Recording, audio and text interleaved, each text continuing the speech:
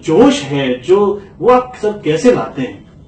मेरा ख्याल है शायरी के अंदर न सिर्फ जोश बल्कि शायरी के अंदर जोश के साथ होश, मोहब्बत, नफरत, जंग, दोस्ती, दुश्मनी, जो कुछ भी आता है शायर के आसपास की जिंदगी से आता है। मेरे भी दूसरी शायरी की तरह, दूसरी कविता की तरह, दूसरे लोगों की तरह शायरी आसपास बिखरी पड़ी रहती है और वहीं से जो महसूस करता हूँ, जो मुझे तजुर्बा होता है, जो जिंदगी देती है, बकुल शायर के जो कुछ मुझे मिला था वो लौटा रहा हूँ। तो मुझे जो जिंदगी देती है वही मैं शायरी में बदल कर जिंदगी को लौटा देता हूँ। सूरज मतलब मिल जाए तो उसे निचोड़ दूंगा, ये ख्याल जब आप लिखते हैं तो इस तरह के ख्यालों को कागज पर लिखना, ये सफर जो है वो सर कहाँ से शुरू हुआ, ये इसके बारे में हमें बताएं। ये ऐसे शेर की बात कर रहे हैं आप, तो मैं आपसे ये बताऊंगा कि ये जुल्म की या अंधेरों की या दुखों की इंतहा है और उस बुलंदी पर, उस चोटी पर जहां पर दुख की इंतहा हो जाती है, गमों की इंतहा हो जाती है, जुल्म की इंतहा हो जाती है, वहां पर अगर शायद यही कह सकता है कि मैं कभी वक्त आ जाएगा ऐसा तो मैं इनको गमों को छोड़ कर रख दूंगा। सूरज अलामती जुल्म सी बात की है। मेरा ख्याल है मैं कोई सन 70 से शायरी कर रहा हूं और 70 से हिंदुस्तान की जो हालात में, वो हालात जो बदलते रहे, आगे पीछे होते रहे, सियासी हालात हो, सियासत से मेरी कोई ज्यादा दिलचस्पी कभी रही भी नहीं, लेकिन चूंकि देश से दिलचस्पी रही, मुल्क से दिलचस्पी रही, तो जो जो तब्दीलियां आती रही वो मेरी शायरी में भी आई। हिंदुस्तान की तरक्की भी आई मेरी शायरी में, और हिंदुस्तान में जहां जहां थोड़ा सा झोलझाल आया वो भी।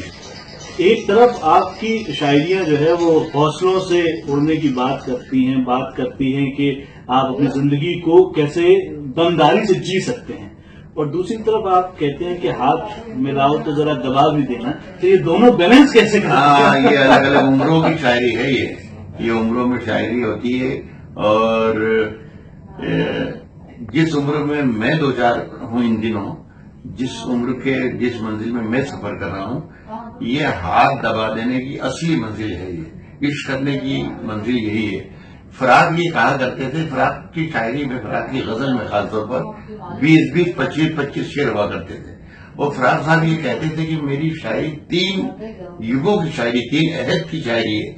जो आने वाला युग है उसके लिए भी है, जो मौजूद है उसके लिए भी है, और जो गुजर चुका है उसके लिए भी।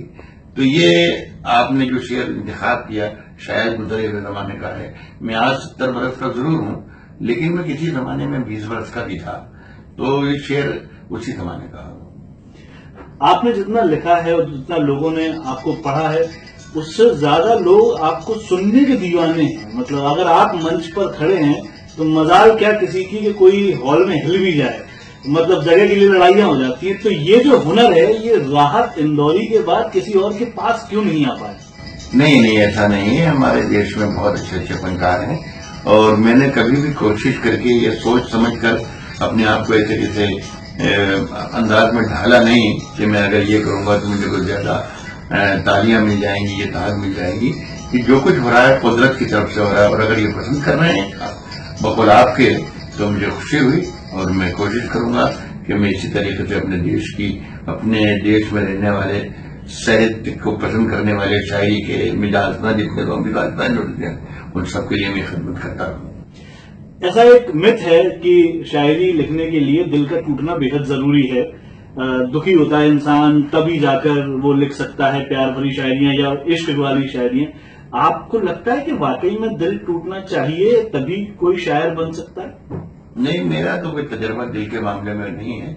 हाँ, दिल का मेरा तजर्बा सिर्फ इतना है कि मैं दिल का मरीज हूं और हार्ट पेशेंट हूं, बस इससे ज्यादा मुझे दिल के बारे में जानता नहीं।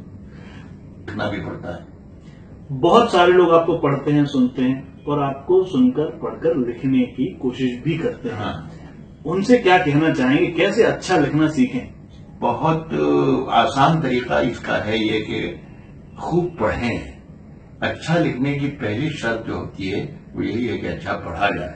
जितना अच्छा आप पढ़ेंगे उतना अच्छा آپ خود لکھیں گے، اس لیے کہ آپ کو معلوم ہو جائے گا کہ اچھا کیا ہوتا ہے. تب اگر آپ خراب لکھیں گے، کمزور لکھیں گے، تو آپ کو خود آپ کا دل کہہ دے گا، آپ کی قلم کہہ دے گی، آپ کے شبد کہہ دیں گے کہ یہاں کچھ نہ کچھ اس میں کمزوری ہے. وہ اسے خود آپ سمجھنے کی، سنوارنے کی، سنبھالنے کی